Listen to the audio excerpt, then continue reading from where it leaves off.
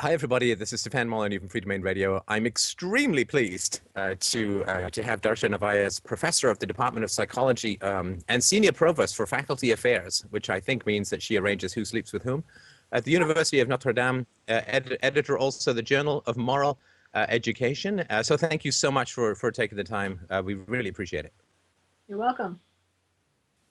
Now, I've been peppering psychological experts with this question probably for 4 years or so. And you actually wrote something quite explicit about this that I'd like to ask you about. You wrote recently, life outcomes for American youth are worsening, especially in comparison to 50 years ago. Because I think the question of whether childhood is getting better or worse seems to me like a highly complex and ambivalent one. And I was wondering if you could make the case as to how, in general, it's getting worse for kids in America these days. I base my conclusion on people's reports that are looking back 50 years, and that's James Heckman, the Nobel laureate, came out with a report in 2008. And then recently this year, in January, the National Research Council looked at people under age 50 in a comparison of developed nations, and the USA was pretty much at the bottom of 17 nations on all sorts of health outcomes. Early child death, suicide, obesity, drug use, and many diseases. I had Robert Whitaker on the show, I guess about a year ago. You may be aware of him. He wrote Anatomy of an Epidemic, because, of course, in terms of mental health outcomes for American youth, given the amount of medication that's currently being applied on them, sort of the SSRIs and psychotropic meds, it seems odd that their mental health would be getting worse. I mean, I know it's not causal, but the degree to which the medication use is increasing. Do you think there's any correlation, as he points out, to that? I'm not a psychiatrist or a drug expert, so I can't really speak to that, except I know that sometimes the medicines make you worse. They don't work over time. There's some newer papers on that. But it's not a surprise if you understand that babies need and young children need certain types of environments to thrive, and that if they don't have these environments in early life, their whole health and their mental health, physical health is affected for a lifetime, unless you give them drugs to try to remediate it. Right. Now, you've talked about that. I've talked about that a little bit on the show. Of course, I'm no particular expert, but this epigenetics that people, when I was growing up, it was like, well, it's genes or environment. And the interrelationship between genes and environment was not, I don't think it was even explicated back, I don't know, 30 years ago or whatever. But now I think you've made the case and others have made the case that simple things like holding your baby, breastfeeding your baby, carrying your baby, actually is turning on and off hundreds of different genes which have a significant effect on personality, growth, intelligence, and so on. I wonder if you could delve into that a little bit, the degree to which we are literally potters shaping the personalities of our babies. That's right. The epigenetics is just a whole universe of information and knowledge that we're starting to uncover. Michael Meany is the most well-known researcher in this area. He's been doing this for 20 years, looking at rat babies and their either high or low nurturing mothers. And if you have a low nurturing mother in the first 10 days of life, certain genes don't get turned on that control anxiety for the rest of your life. And it's too bad, you're out of luck. Unless they give you a drug later. But that's only one of hundreds of genes that are affected by caregiving. And the drug will only mask the symptoms. Of course, there's no reactivation of deactivated genetics, right? That's right. At least that, as far as we know. Although, you know, the people like to say the brain is plastic, and it is to some degree, but there's certain thresholds and kind of parameters of systems that get set in early life, and we don't know exactly which ones can be changed and which ones you can't change later on. So it's all kind of a mystery, and my argument is if we just pay attention to what we evolved to need, and we can know that by looking at mammals in general, social mammals in particular, and then human societies that really operate the way that most of our genus history has lived, and they live in those kinds of societies, and look at what they do. And they behave very differently towards their babies than we do, at least in the USA now. We've sort of forgotten what babies need, and sort of, in my view, treat babies like plants. Maybe water them once in a while. Stick them on this shelf over there in this little carrier, and as long as pat them on the head once in a while. It's sort of what John Watson, the behaviorist psychologist, said in 1928. We still have that mindset, or it's coming back, and it's not everybody, but there's too many people, I think, who think like that about babies. Right. Now, something you also wrote that I thought was really fascinating was you wrote, instead of being held, infants spend much more time in carriers, car seats, and strollers than they did in the past. I was just at the mall today with my daughter, and she's 4, and she's always up in my arms. She always wants to be held and carried. And Lucky. we went. I was just having, and she was that since she was a baby. She not only wanted to be carried, but walked around. She didn't even like to sort of be held in a lap. She always wanted something new to see. But I couldn't see any other parents. All the parents with car seats, or they were in strollers. They have these little sort of fire engine strollers to carry kids around in the mall. And I was really struck by what you said. Of course, we think that they're sort of, in a sense, being held or contained when they're in car seats, carriers, and strollers. But it's the physical touch that they need much more than that, if I understand what you're saying. Yes, we have research that shows that mammals actually, when mammal babies are separated from the mother, it's usually the mother that's tested, because that's usually who cares for other mammal babies, but in humans it's many adults. But when the mother's separated from the offspring, all sorts of systems start to get dysregulated. DNA synthesis stops, growth hormone stops functioning or slows down, respiration starts to get disorganized, cardiac, all sorts of things that makes you realize that it's not crazy for moms and dads to sleep near their young infants, because they need help regulating themselves. They need help to learn how to live in this world after 9 months in the womb, which was much cushier. Yeah, one of the greatest things that we learned, my wife and I learned before becoming parents, was to recognize that the infant and the parents are a system, a combined system. I don't even know what you'd call it, some sort of Borg mutual parasitical nonsense, but they're not a separate entity. Their entire internal systems are heavily regulated by what we as parents do. And that has, I think, kind of new. Like you sort of got this idea, like you got this baby, and as long as you didn't do terrible things, and the baby was, it was going to be the way that grows up. Like we got this sort of fixed thing.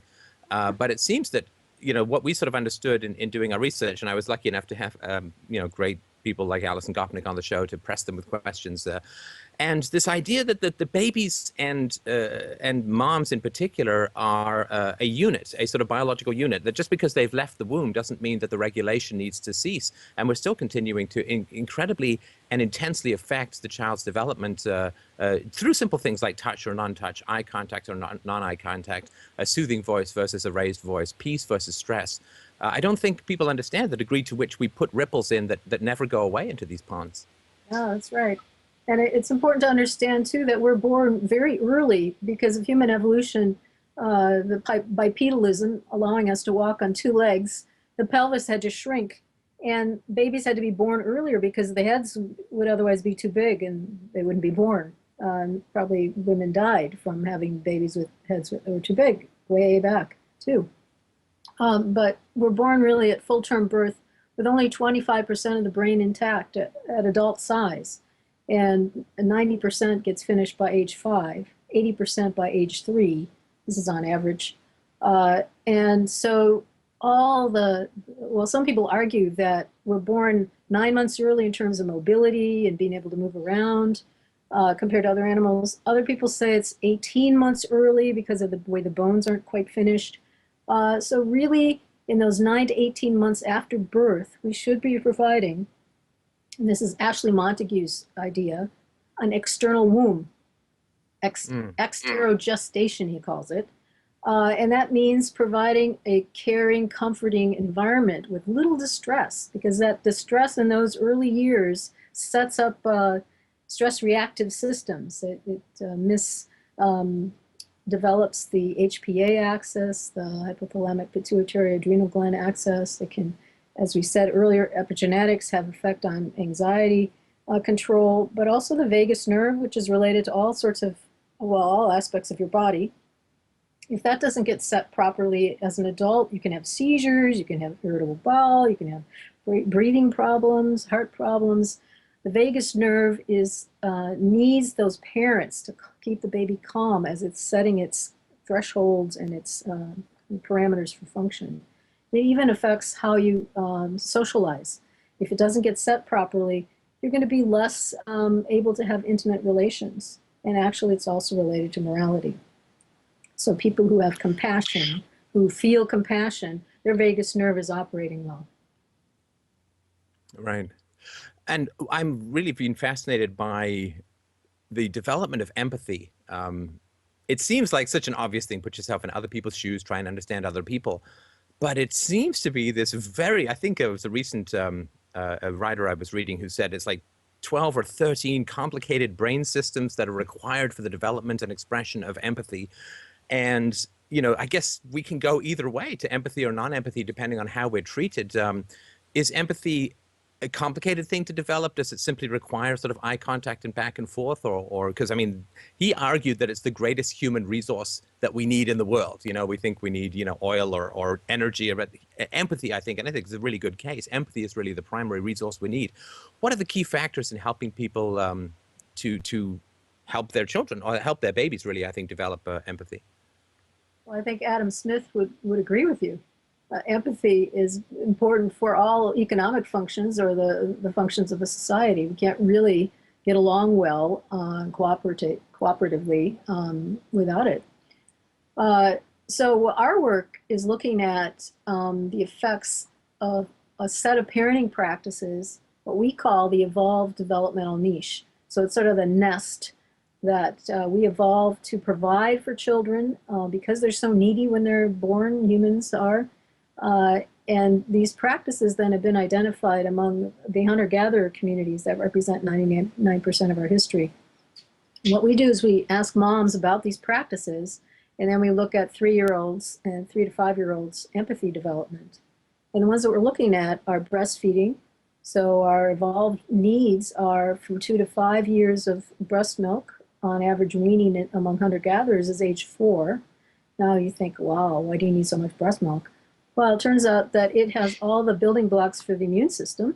And the immune system really isn't done until about age 5. It's around the time, age 5, 6, when the first adult molar comes in, and that's a signal. That's a cognitive shift of development as well at that time. So breast milk, we're finding that matters. Having been breastfed at all matters. Breastfeeding length matters for empathy. Touch, so how much a mother is touching the child or says they positively touch them. Negative touch is bad, positive touch is good. So no spanking, but lots of affection. Responsiveness to the child. We know we've got a lot of decades of research on responsiveness to the needs of the child and how that's related to conscience development and empathy and self-regulation. And our work is showing the similar findings there. We usually control for responsiveness because we already know that works. Do these other things matter too, is what we ask. Another one is play, free play, and best in nature, outside, without toys even, just climbing around trees and things. And then lots of social support for the mother, for the child and mother dyad, and then natural childbirth too. We look at the effects of C-sections and find that that has an effect on empathy as well. Oh, so C-sections can have an effect on empathy, even controlling for other variables. Is that right? It's astonishing. Wow. Now, since we are in the realm of morality and ethics, or at least that's part of your specialty, you've obviously, I'm sure you've heard of the marshmallow test. You give to kids a couple of years old the choice. So you can have one marshmallow now, but if you wait 10 minutes, you can have 2 marshmallows. And of course, those who sort of take the 2 generally have been found to do better in life and so on. And this idea that of course we have impulses and we have only a second or two to intercept impulses from the amygdala, the sort of fight or flight base of the brain, from the prefrontal cortex. Whatever strengthens the capacity of the prefrontal cortex, the sort of front, I would say, the seat of reason and of self-control and the deferral of gratification, anything which strengthens that regulation of the amygdala seems, I think, would be contributing positively to world peace and a lack of criminality and perhaps even empathy as well. And I know that they've done some work. I think you've quoted some of the work that's been done to help children to strengthen self-control, impulse control. We don't want to eliminate impulses because there's a lot of creativity and spontaneity that comes out of those. But self-regulation seems to me to be very key in the development. And what are the things that parents can do to really help that process move forward? Well, Alan Shore has pointed to this extensively in several books of his. He's a clinical psychiatrist from UCLA. And he describes how important it is those first couple years of life, especially the first 2 years or so, in establishing prefrontal control or over subcortical impulses. And a lot of what's happening in that time period is the right brain is developing rapidly. It has a spurt at that time. And there's several systems that are lateralized to the right brain control. So the vagus nerve that I mentioned earlier is one of those. And there's others too.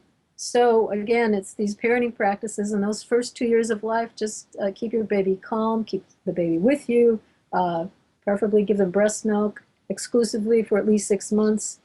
And that will, because if you give them formula, the other thing we haven't mentioned is the immune system is mostly in the gut. 90% of your immune system, some people say, is there. And breast milk provides all the food for good bacteria to live there. Formula tends to give you a different and more pathological balance of bacteria there, which affects your health apparently for the rest of your life. So they're doing studies now of fecal transplants to help people who have the wrong kind of fecal matter in their gut. And they've done this in rats or mice as well. And they're with a set of mice that are very aggressive versus a very pacifistic mice strain, and they switch the gut bacteria and the personalities shift. So I think we have to pay attention in the 21st century to the microbiome and all the bacteria that are really keeping us alive. Only 10% of the genes that we carry in our bodies are human genes. The rest are all these creatures that are keeping us going. Could you just explain that last bit? I want to make sure I followed that fully. I'm still pondering fecal transplants. I'm going to have to look that up later. I think that's the very first time this topic has come up on this show, and I must really congratulate you for that. We've crossed a new threshold of colostomy bag lobbing, or whatever it is however it is that they do that. But what was the last thing you said? The other creatures that keep us alive? You mean the sort of the bacteria in our gut and all that kind of stuff? Yes, and on our bodies and on your eyelashes, all the creatures that are genetically on us, in us, that rely on us to stay alive or are keeping us alive. It's we're a cooperative community, each of us. Right. Yeah, we think of ourselves as an eye, but we're actually quite an ecosystem. Yes, we are. Now, it has sort of struck me that one of the things that seems kind of tragic is that kids who are put into daycare usually are not breastfed because they're in daycare all day. And daycare, of course, is like this medieval germ pit. Like one of my neighbors is terrible. Every time his kid goes back into daycare, he's like sick for the weekend kind of thing because they come home with some, truly Stone Age pathogen. And so the kids who have weakened immune systems from not being breastfed are put into these biopits of, tubercular hell. And it seems that level of illness being exposed to kids, or kids being exposed to that level of illness when their immune systems are compromised by a lack of breastfeeding, I think could do nothing but produce long-term problems. And certainly, I think, ends up with a wild over prescription of antibiotics and other things like that. Well, does that seem to make any sense to you? That makes sense to me. I can't say too much about it, but I agree with you.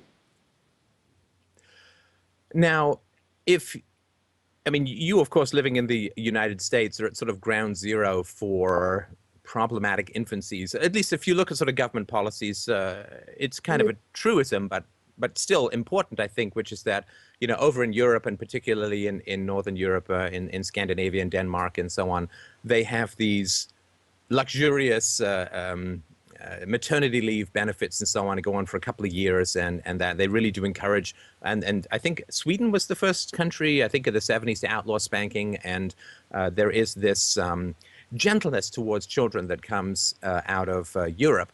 Whereas in America, I don't know. It's hard to imagine. I don't know if they Well, view them as just, small soldiers in training or something like that. But, the 6 weeks of maternity leave, then, get thee back to work and, email them some milk in a bag or something. It just seems. Why do you think in America it's so different than it is in Europe in terms of how infancy is viewed? we got the pioneering spirit here, every man for himself, literally. And I think that long heritage of mistrust of government, of do it yourself, is sort of infused into the bones of the Americans. And then this communist scare and everything that's socialist is labeled communist, and anything about the common good these days is bad mouth. So there's a whole host of factors, I think. We do have our government, though, now pressing hospitals to become more breastfeeding friendly. They call that baby friendly in the World Health Organization. In 2011, our government put out a report and said that only 4% of US hospitals are baby friendly, breastfeeding friendly.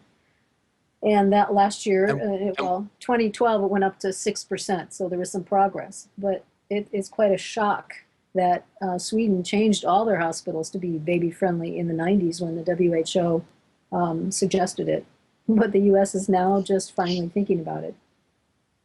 what does baby friendly mean? I mean, is it the information? Is it the environment? I guess both, right? The information plus the environment. But what specifically was the World Health Organization suggesting? Right. There's 10 steps that hospitals need to take to be certified as baby friendly. And so there's hospitals all over the country who are trying to do that now, which is great news. But it includes things like not giving babies formula for no medical reason, which 80% of hospitals were doing in 2011, at least according to that report. It also means not giving them pacifiers, not separating the mother and baby. It's especially important that first hour after birth is when a lot of the bonding occurs and the breastfeeding success relies on that interaction at that time. So those kinds of practices. Right, right. One of the things I think that has not been successfully communicated to a lot of parents, I'm obviously not pointing specifically at you, but one of the things I think that's not been successfully communicated is this early investment. There's a heartbreaking story that one psychologist related who was in charge of sort of the criminally, the real criminals, hardcore criminals. And, their parents would come to visit them like every weekend and so on. And he'd always think to himself, you have time now to come and visit everyone. Why didn't you have time when they were babies to treat them in the right way, to take your time off? And I always make the case to parents, like I'm a stay-at-home dad, and I say, well, look, I mean, you took time off for college, didn't you? And that paid off. And if you take a couple of years off when your kids are babies, it pays off. Parenting is really like pay me now or pay me a lot more later. I mean, and it seems there's good scientific case, as a really great scientific case to be made for this investment for the first couple of years. How would you make the case if you had a megaphone to speak to all the parents to be in the world? Well, I would remind them how needy babies are at birth and that they're building a brain. If it's only 25% constructed at birth, then what the parent is doing is pretty much building the rest. And so whatever they do or don't do is going to affect the personality and health and well-being of that child for their life. I think in this country, in the States, there's a lot of pressure on parents to not give in to babies. There's a belief that you can spoil a baby, so you want to control them from the beginning. So it's a power struggle, and that's unfortunately even medical personnel recommend things like crying it out, sleep training to little babies. I get emails all the time from parents who are following advice from their friends or from specialists, sleep clinics even, saying, oh yes, go ahead and sleep train your 6-week-old baby because you have to go back to work anyway. And so they're having these horrible nights and desperately emailing saying, oh, I don't know what to do. The baby's been crying for 3 hours. They told me to put it in the laundry room so I wouldn't hear the baby cry, but I can't take it anymore. What do I do? So it's just horrible what's happening. The cultures, there's a lot of pressure. And I hate to say this, but it seems that some of the professionals who are women, probably maybe men too, but I find it more among women, don't want to hear that they should have, breastfed their babies, or that breastfeeding is better than formula, or that they should be sleeping with the baby in the same room at least, or all these different practices that really help babies that we know in the medical field really help. People don't really want to hear it. So the challenge, though, the gauntlet is down. What do we do how do we lure parents in to really realizing that these things are important? And I think part of it is starting with the young people, developing interventions in secondary schools and colleges. And what I have my students do is they read the Science of Parenting book or the Continuum Concept. These are really great books to get an idea of what's going on. The Continuum Concept is an anthropological kind of personal story of a woman who stayed with an Amazonian tribe and realized that everything she had learned about parenting from the States was kind of wrong. And then Science of Parenting is about the science of it, with lots of helpful tips about what to do with tantrums and things like that. So I think we have to keep chipping away at the kind of culture of me first among some parents. It seems that, I don't know, there's so many different issues. I guess that's one of them, but there's a lot more. Well, there is this belief, there's this terrible belief that, I had some friends who were thinking about having a baby. They said, I really hope that a baby fits in with my lifestyle. And I'm like, I think you may not understand what parenting is all about. The baby becomes the sun at the center of the universe, and you rotate around the baby, at least for the first couple of years. So to me, that would be like saying, well, I'm a single guy. I really like to go out to bars to pick up women. I want to get married, but I really hope that marriage doesn't interfere with my lifestyle. It's like, I hope that it does, because you have to change your priorities when that happens. But it is kind of tough. And the other thing, too, with Americans, not just Americans, but this idea that children are, babies are vaguely bad. We ascribe all these moral qualities to babies, like they're mean or selfish or greedy or whatever. And it's like, of course they're not. They're just doing what they're supposed to be doing. And they're actually trying to communicate with parents all the time about how to best serve their needs, which we hope serves the parents' needs, since they should be one and the same.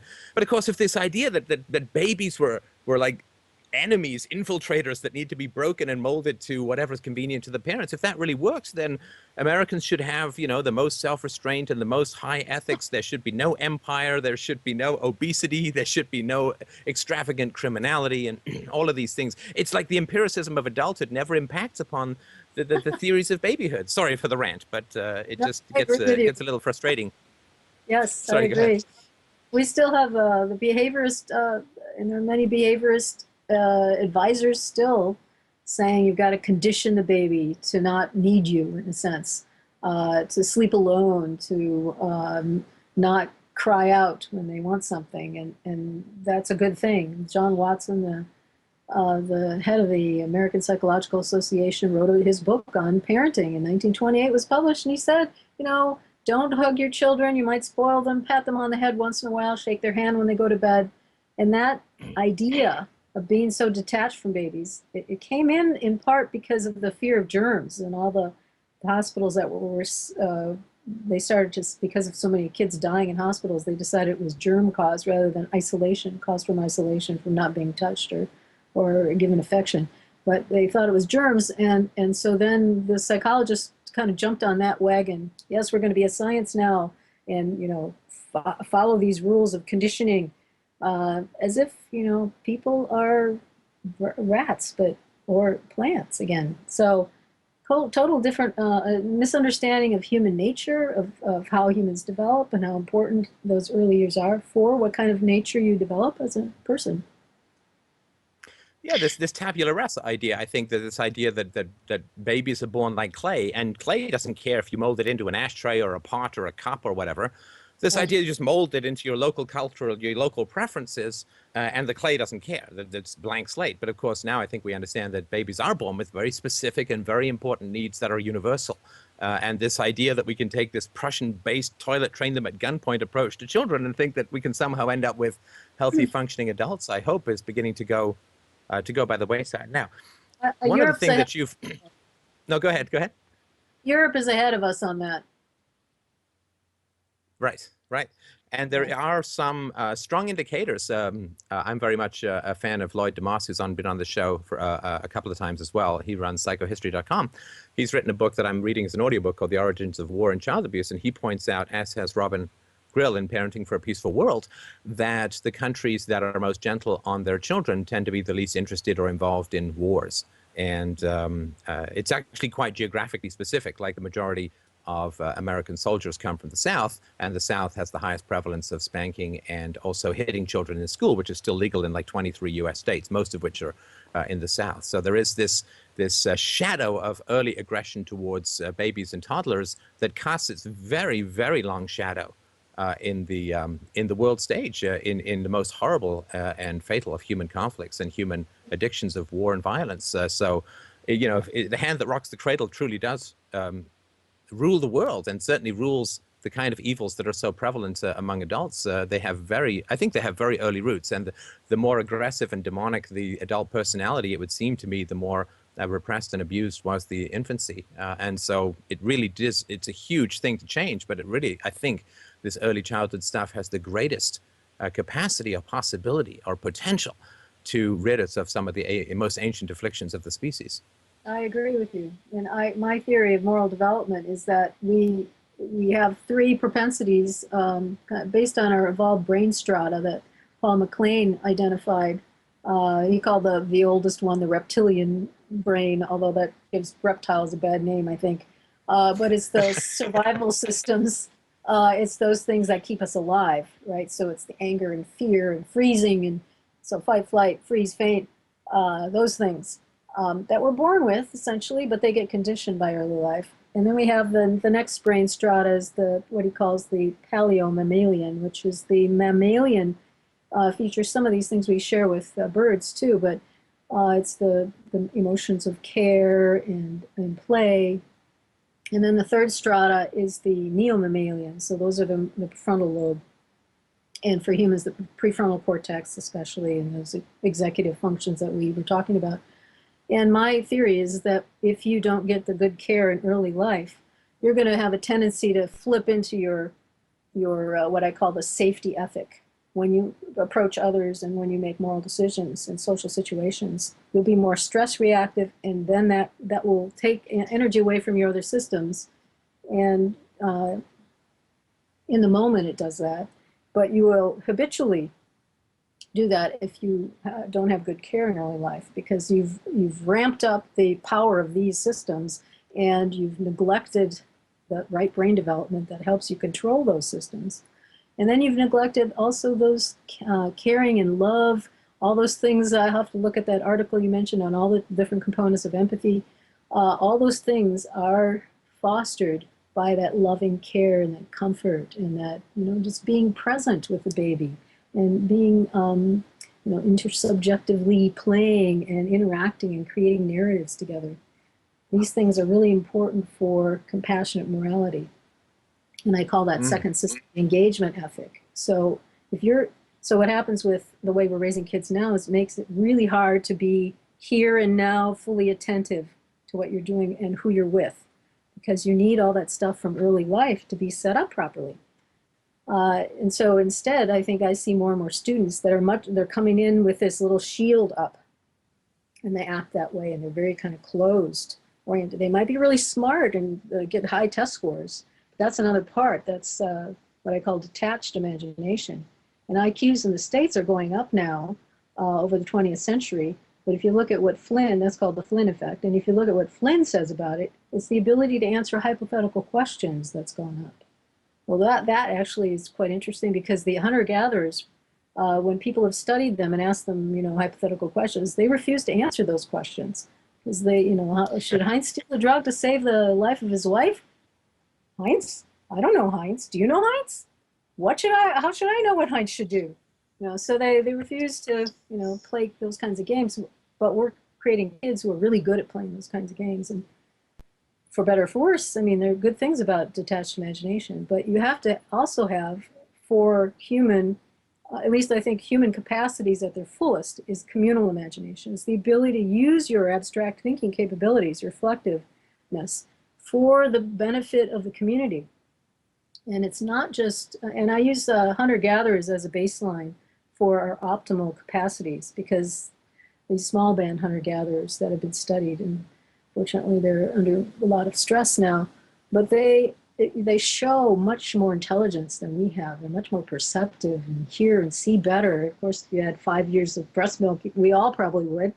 But they also have a sense of communal self, that they're connected to the earth, that they're part of the earth, that there's, in the hunter-gatherers that have been studied, the more settled ones, they call it a common self. The sense that, you know, that tree is an agent, that mountain is an agent, as well as the goat over there. They're all agents, and we're all agents together. And humans are not above the rest, except in terms of their imaginations and keeping things going, keeping the earth alive in various ways, like the Aborigines do, and they do their song lines there to keep the earth together. So for me, what we've done now, and it's been happening over centuries, is we've narrowed our morality. We now think that it's human nature is naturally evil and selfish and aggressive, but that's only because that's the way we're raising children.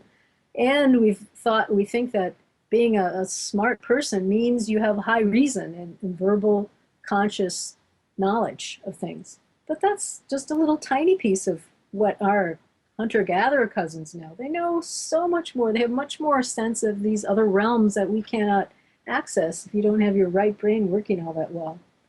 Ian McGilchrist has a great book. You should talk to him. Maybe you have already. It's the Master and His Emissary, he calls it, because in the story, the Master sends his emissary out to see how the kingdom is doing, and the emissary starts to think he's in charge. And he says that's the left brain. The left brain is so, in the Western civilization, has been so hyped up and attended to, that the master, the right brain, is now denigrated, and all that awareness that's much more in the non-scientific realms of knowledge is neglected, and to our detriment, because we're destroying the earth. So that's my biggest concern, is that we really, if we don't have this full capacity of our morality, we're really not going to live very long, and we're killing all sorts of other species at the same time. It is, I think there's an old Bible quote that says, "He who increaseth knowledge increaseth sorrow." And it is, of course, a great tragedy that we are always and forever only about 5 years away from a perfect world. You know, like if we could just get every single parent in the world for the next 5 years to do what science says is great for the babies, you know, breastfeed, stay home, caress and chat and sing and laugh and be gentle and so on. I know it's a fantasy, but I mean, if 5 years, just a little 5-year slice in the entire 150,000 odd year lifespan of the species, 5 years, we could completely turn this planet around. I know but it's so close. It's so close, and science tells us exactly what to do. It's like, just wash your hands, you don't get sick. Just treat your babies well, and we got a peaceful world. But anyway, it is so close. The problem is we got all these stress-reactive adults, and they can't. Their higher-order thinking capacities and compassion are kind of impaired, because they're just going, they're so anxious about what's going on. So, and there's epigenetic inheritance effects too. We hardly know very much about that, but we know that if like a mouse is exposed to a poison, for example, I think it's actually BPA plastic, for 4 generations, at least several generations, the offspring are less social. And we've got all these pollutants we've got in the environment, especially in the States. At least Europe is trying to control those. But all these things that are having effects that we hardly know.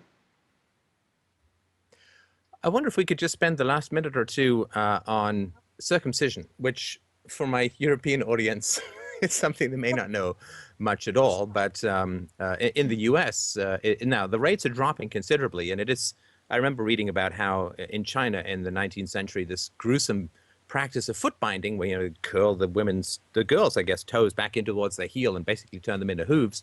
This all ended in like 1 generation. Nobody could tell exactly why, just something happened. And it seems to be happening with circumcision as well. But whatever we can do to move that process along is fantastic. And of course, you've written about this in your blog, and I'll put the link to the blog in the low bar for the video in the notes of the podcast. If you wanted to give a brief case against circumcision, because there seems to be some mealy-mouthed stuff coming out of the pediatrics associations around things like penile cancer and STDs. And I was wondering if you could just give a brief case to any parents out there who may be pondering this decision. This is a tough one, and there's experts. I have a set of blog posts on this topic, but they're written mostly by people who know this much better than I do, because I think it's really important, but it's not my expertise. But what I can say is that the American Academy of Pediatrics put their report out, I believe it was last year, suggesting that infant circumcision is a good thing because it can prevent penile cancer and HIV/AIDS. But there's no evidence that babies get any of those things from having their penis intact. And there's also a lot of controversy about the studies that suggest that actually circumcision prevents HIV/AIDS. A lot of flaws in those studies, and people say they're not accurate. That's the misinterpretation of the data. And so my argument is that it's an ethical issue. There's no reason to do harm to a body of a child for no medical reason. There's no real medical reason. And even for a religious reason, I think the child should have a choice about it, because there's so many side effects from having a circumcised penis, from being pain reactive, pain sensitive, to being pretty much having your sex life kind of wrecked in a way, because it doesn't match up with what females prefer typically, and over age things get worse. And you can read more about those things at the blog post, because it's pretty sad. And unfortunately, a lot of doctors are ignorant about this. They're ignorant about all sorts of baby care issues as well, and they promote the wrong thing. And we have a post on how doctors often damage the penis, making it necessary to have circumcision later.